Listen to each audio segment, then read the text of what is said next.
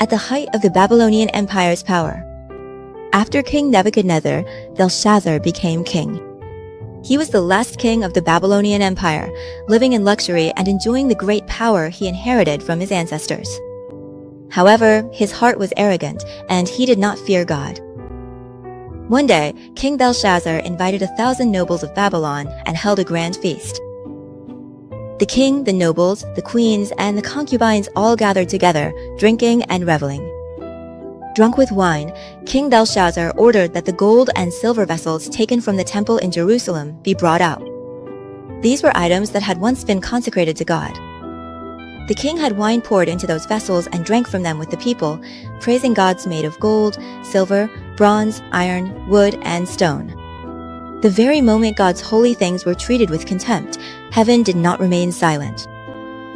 Suddenly, something like a human finger appeared and began to write letters on the plaster wall of the palace, opposite the lampstand.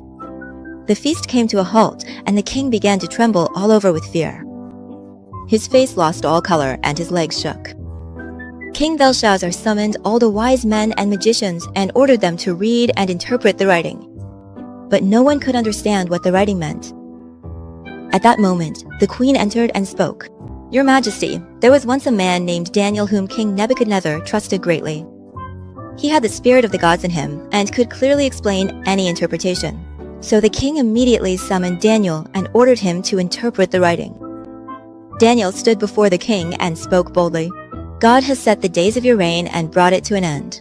You have been weighed on the scales and found wanting, and your kingdom will be divided and given to the Medes and Persians.' Daniel explained that means God has set the days of your reign and determined its end. Tekel means you have been weighed on the scales and found lacking, and Perez means your kingdom will be divided and given to the Medes and Persians." King Belshazzar was shocked, but he quietly bowed his head before Daniel's words. And immediately, he ordered that Daniel be dressed in purple robes and have a gold chain placed around his neck. That very night, Babylon was attacked by the enemy, and King Belshazzar of Babylon was killed that same night. And Darius the Mede took over the kingdom and became king after Babylon. Even though King Belshazzar died and Darius the Mede took over the kingdom, Daniel's fate did not change. He remained wise and continued to live in reverence of God. The new king, Darius, also recognized him, and Daniel was appointed as one of the governors who ruled over the empire.